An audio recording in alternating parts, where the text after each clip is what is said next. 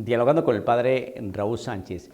Primera carta de Pablo a los Corintios, capítulo 2, verso 1 en adelante. Sigue Pablo predicando y predicando a un Cristo crucificado. Esto a propósito de este tiempo de Cuaresma que estamos viviendo, que nos va conduciendo, nos va introduciendo a toda la realidad de la Semana Santa, ese momento de pasión, dolor, sufrimiento, muerte y resurrección de nuestro Señor Jesucristo. Por eso el color morado, por eso las prácticas de piedad que la Iglesia nos invita a vivir, la oración, el ayuno, la limosna, la penitencia, la abstinencia, etc. Pues bien, todo es un recorrido, un camino que uno va haciendo para hacer un viaje interior en nuestra vida espiritual y de fe. Por eso es tan importante tomar algunos textos que nos hablan precisamente de la cruz, de ese padecer, de ese sufrimiento de nuestro Señor Jesucristo en este patíbulo donde entregó la vida por cada uno de nosotros. Pues bien, este capítulo 2 de esta primera carta de Pablo a los Corintios dice así, su versículo primero en adelante. Pues yo, hermanos, cuando fui a ustedes para darles a conocer el proyecto misterioso de Dios, no llegué con oratoria ni grandes teorías. Con ustedes decidí no conocer más que a Jesús, el Mesías, y un Mesías crucificado.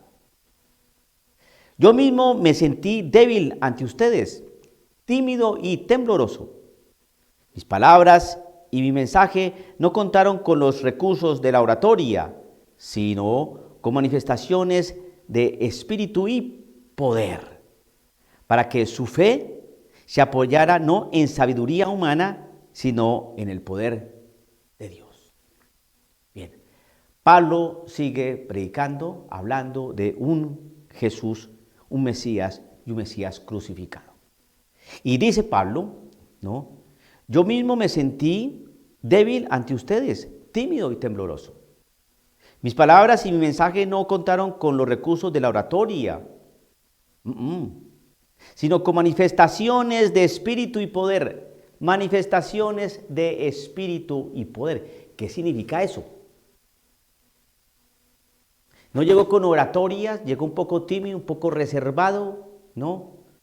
Quería hablar de Jesucristo, del Mesías, de ese Mesías crucificado.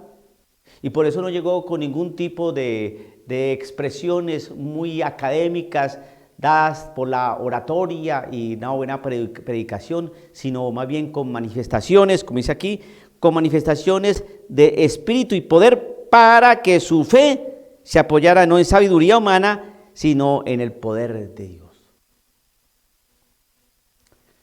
Recuerde que Pablo ya estaba,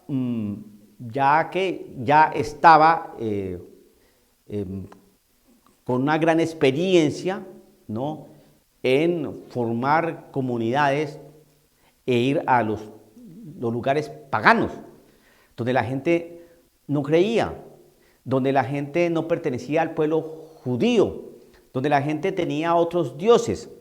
Y llega este hombre a convencer a la gente, no tanto con oratoria, ¿no?, sino que empieza a hablar precisamente sobre cómo el Mesías, ese ungido, ese Hijo de Dios, se entregó en la cruz por cada uno de nosotros. Es que eso debe prácticamente hacernos pensar muchas cosas. Dios, que tiene todo el poder, se abaja tanto que no hace alarde de su condición divina, sino que haciéndose uno de tantos, habitó entre nosotros para mostrarnos a Dios. Ahí es cuando uno empieza a observar quién verdaderamente tiene el Espíritu del Señor. No es mucho hablar y hablar de teología y hablar, sino hablar de Jesús que se entrega, que camina con cada uno de nosotros, invitándonos a la conversión, al cambio de vida. Y cuando se habla así, se va mostrando el poder transformador de Cristo en la vida de la persona. No es la predicación actual, ¿no? Donde se nos habla de Dios y del amor de Dios y la misericordia de Dios, pero no nos hablan de que ese Dios envió a su Hijo Jesucristo, que se donó en la cruz, que derramó su sangre en la cruz por el perdón de nuestros pecados, de nuestras miserias. Ahí es donde se empieza a detectar el poder de Dios. El poder de Dios no es terreno hacia arriba, no, es desde el cielo hacia abajo. Y entonces por eso este texto termina así, para que su fe, donde Pablo iba, la fe de los corintios, en este caso que estamos hablando en este texto, ¿no? Para que su fe se apoyara no en sabiduría humana, en retórica, sino en el poder de Dios. Ese Cristo que padeció en la cruz, resucitó.